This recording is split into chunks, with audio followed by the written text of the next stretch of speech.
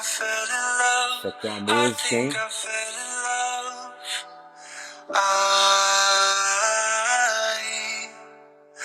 think I fell in love. I think I fell in love yesterday. Tá bom. Vocês já curtiram aí a música? Sempre é bom, né, lavar a alma com música. Mas vamos lá. Vídeos passados nós vimos o quê? Imobilizado. Todo mundo já está meio acostumado com imobilizado. Vimos intangível. Todo mundo meio acostumado também, quer dizer, mesmo que não esteja, viu que as características são semelhantes e nós vamos sempre buscar a exceção. É mais difícil constituir ou criar, né, ou materializar, né, na verdade, o intangível do que o imobilizado. Mas já vimos os requisitos. O que é que a gente vai ver agora? O impairment, que foi a primeira norma a sair quando foi constituído ou foi instituído o Comitê de Pronunciamentos Contábeis, o CPC, né, que elabora CPCs que viram normativos depois, né? Aí cada órgão vai transformar isso em uma deliberação, uma instrução, uma resolução, beleza? CPC 01 fala de impairment. E o que é o impairment? Só para a gente introduzir rapidinho, para você entender. Uma tradução literal seria perda. Aí você fala, mas poxa, a gente estudou lá no intangível e no imobilizado, a gente falou sobre, lembre, a gente falamos sobre depreciação, falamos sobre amortização, vimos que as técnicas são semelhantes, né? Fala lá sobre a vida útil. Isso não é perda, professor? É. Mas essa perda do impairment é uma perda que está caracterizada, tá certo? Muito mais pelos fluxos que podem ser gerados por esse bem ou pelo seu valor de mercado. Como assim? O impairment em contabilidade é uma comparação que a gente vai fazer com aquilo que está registrado no balanço. E essa questão de se ele consegue gerar aqueles valores que estão ali representados no balanço. Ou pelo um valor líquido de venda disponível lá no mercado, que a gente chama de valor justo. Tá? Vai ser agora, vamos começar a trabalhar com o conceito de valor justo aqui, tá? Que é a mesma coisa de valor de mercado. Ou se ele consegue produzir esses fluxos que ali estão. Se tem 30 mil registrados, será que ele consegue produzir 30 mil? Então é essa análise que a gente vai fazer e perceber se o que está registrado no balanço não consegue ser representado nos seus fluxos de benefícios de caixas futuros, ou se não consegue ser representado pelo mercado, se eu fosse vender aquele bem correspondendo a 30. Se esses valores não estiverem ajustados entre si, nós temos o que? Impairment. Aí temos normas relacionadas ou que são semelhantes ao teste de impairment. Nós temos nos Estados Unidos, ó, desde 1979. A última SFAS que saiu aí também em 2001, as duas. Né? São normas de lá, mesma coisa de CPC, só que eles chamam de SFAS. Temos aí internacionalmente o IAS 36, que se chama norma internacional, se você traduzir, em 98. E no Brasil só foi implementado pela, tá certo, legislação a partir, tá aí, ó, de 2005, 2006, mas implementado na lei só em 2007. Você tá vendo ali, ó, lei 11.638, que não é uma lei, tá certo? Ela não é uma lei, lógico, né? Ela é uma lei sim, mas ela é uma lei que traz alterações em outra lei. Ela traz alteração na lei 6.404. E foi implementada. Aí sai o CPC 01, que é o primeiro normativo foi impairment. O primeiro normativo que nós tivemos foi impairment. Diga aí, logo impairment, que não é tão fácil de entender. Quando a gente vai, tá certo, lá para o normativo, aqui nós temos a lei 6.404 em seu modo, né, anterior. Você está vendo aí Existia uma indicação, mas não dizia literalmente o que era, né? Você poderia já executar o teste de impairment ali antes de 2007, não 97, antes de 2007, tá? Mas era raro, você não encontrava, porque na verdade não tinha diretamente, não dizia diretamente, e no Brasil a gente precisa ver isso, né? Precisa ter a exigência corretinha ali, tá entendendo? Então, mais uma vez, ó, precisa ter o quê? Precisa-se ter, né, transcrito em lei, tem que estar prescrito na lei para que às vezes a gente execute.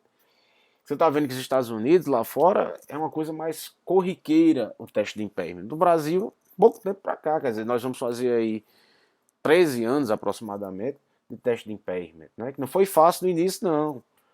Ali quando eu já era professor, né? Fazia 2 anos que eu já ensinava e foi complicado aprender isso daí do nada, porque não tinha referência em livro nem nada, não. A gente teve que pesquisar e conseguir encontrar exemplos para mostrar. Mas veja aí, com a 11.000, né? Com essa lei 11.630, né? 638/07 e com essa MP que se converteu em lei, que é a 11.941, com a conversão lá em 2000, né, lá em 2007, 2008, 2009, que foram os processos, é incluído aí, né, na 11.638, fazendo alteração na 6.404/76, entra agora esse dispositivo aí, ó. A companhia deverá efetuar periodicamente análise sobre recuperação de valores registrados e imobilizados. Pronto. Esse recuperado que tem aí, ou em recuperação, ou a recuperação de valores, isso é impairment. É o teste de impairment, ou de imparidade, né? Lá, acho que em Portugal se chama imparidade.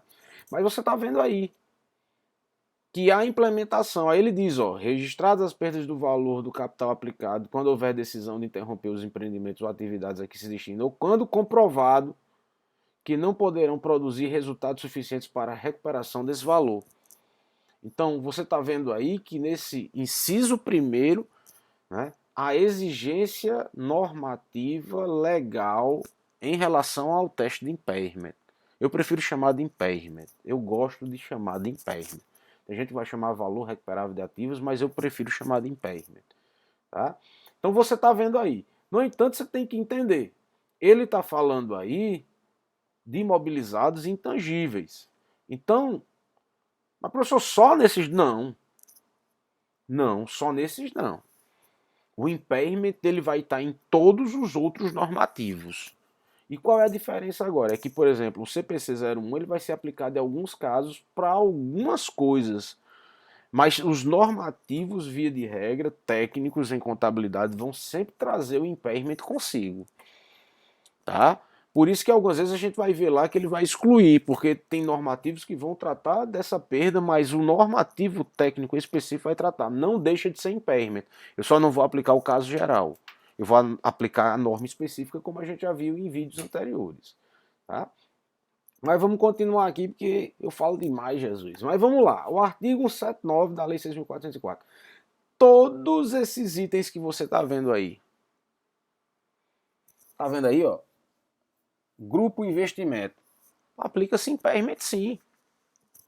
Agora a gente não vai tratar dele, por quê? Porque não faz parte do nosso âmbito de estudo aqui.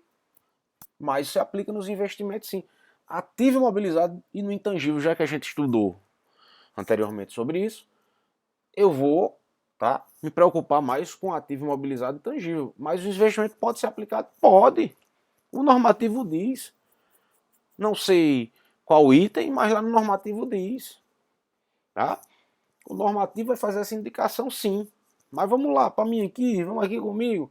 Qual o fundamento? Vamos tentar entender. Uma entidade adquire ativos em função dos benefícios econômicos futuros que eles são capazes de produzir.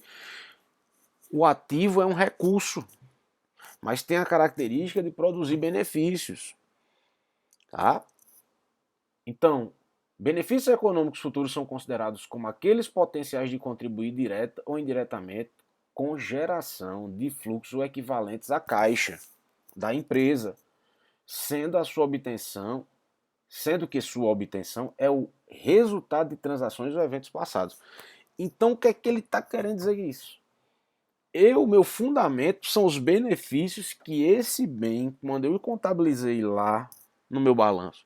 Se eles conseguem gerar as mesmas potencialidades. Aí o que é que ele diz lá? Porém, pode ocorrer mudanças nas expectativas desses benefícios econômicos futuros em função de fatores sociais, políticos, tecnológicos, aumentando ou reduzindo seu valor. Então, o que é o impairment? Aumentar não pode ser. O que nós vamos nos preocupar é o reduzir o valor. Porque eu estou falando de impairment para a gente não é perda, né? É uma expressão em inglês, mas essa expressão em inglês significa o quê? Perda. Então, beleza, vamos fechar? Agora fechou, agora ficou fácil. Então, os benefícios econômicos que estão registrados lá no meu balanço não conseguem representar aquilo que eu já falei para vocês. Não consegue representar se realmente eu fizer esse fluxo de caixa matemático. Ele, né, matemático, vou falar de matemático, porque é uma expressão sim, matemática, da matemática financeira. Quer dizer, eu não consigo representar futuramente isso aí. Ele não consegue me dar aquele valor mais. O valor sempre vai estar menor. Ou se eu olho lá para o mercado e tento fazer uma venda desse bem, e esse bem não consegue ser vendido pelo valor que está lá no balanço. Logo, esses fluxos de caixa estão o quê? Estão o quê? Eles estão distorcidos. Balanço e valor da realidade estão distorcidos. Eu preciso agora ajustar o valor da realidade, ou os valores que poderiam me ser de realidade, com o valor que está lá no balanço. Aí olha só, quais são os fatores que podem influenciar? Sociais, políticos, tecnológicos. Tecnológico é mais fácil de você visualizar. Quando você, por exemplo, comprou o iPhone X, saiu 11. Comprei o 11, saiu 12. Comprei o 11, não sei o que lá, e saiu outra coisa. Então o recurso tecnológico é muito fácil da gente entender, quer dizer, logo após a compra do seu celular, você já sabe que aquele celular já não representa mais, porque já saiu tecnologia nova. Tecnologia hoje é muito rápido. Ou uma decisão política. Né? A gente está vendo aí a instabilidade que decisões políticas erradas podem nos trazer. Né? Você está vendo aí 27 governadores decidindo cada um de um jeito. Graças a Deus estamos retomando, mas você está vendo como isso influenciou no mercado, no valor do dólar. Né? Tranquilo? Então o que é que acontece? A contabilidade não permite que ativos cujos benefícios futuros tenham caído significativamente, quer dizer, sejam mantidos nos livros da empresa pelo custo da aquisição menos amortização acumulada, que pode ser depreciação também. O que isso quer dizer? Olhei para essas duas situações. Os meus fluxos não representam mais o que está registrado no balanço. Logo, existe uma perda. Ao menos que tenha um ganho, aí não é impairment. Aí é reavaliação de ativos. A gente não está falando disso. A gente não está aqui falando de reavaliação. Inclusive, a gente viu que reavaliação não pode mais, apesar de que eu vou trazer um exemplo para que você visualize como funciona a reavaliação. Mas, está aí. Com esse fundamento, eu já consegui entender. Ah, professor, então quer dizer que a contabilidade precisa o quê? Ajustar essa distorção. Precisa ajustar essa distorção. Nesse ajustamento dessa distorção é onde eu corrijo, aí eu vou ver. Se houver a perda, impairment.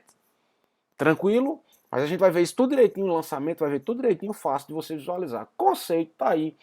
Quando os ativos estejam registrados contabilmente por um valor superior àquele passível de ser recuperado por uso ou por venda. Então eu já acabei de dizer para você aí o que é o teste de impairment. É exatamente quando os valores que estão registrados eles estão distorcidos pelo seu valor de uso ou pelo seu valor de venda. Eu não consigo de verdade extrair aqueles valores que estão ali. Aí vamos lá. O que é que esses dois, Stickney e Well, eles falam? Explicam que, na hipótese de um fluxo de caixa futuro do ativo, se ele for menor que o valor contábil líquido, significa que o ativo sofreu impairment. A empresa tem então que contabilizar o ativo por seu valor justo, o valor de mercado do ativo ou, na falta deste, o valor presente dos benefícios futuros. Então nós temos que ajustar essa distorção. Se houver o que está registrado está maior do que aquele meu valor que está lá no mercado, eu preciso trazer o valor do mercado, porque hoje contabilidade acompanha o mercado. Beleza? Nosso primeiro vídeo vai acabar aqui, porque eu tenho pouco tempo, eu só tenho 15 minutos, eu tenho aí mais 15 segundinhos. Fiquem com Deus, bons estudos e até o próximo vídeo falando sobre o que? Impairment.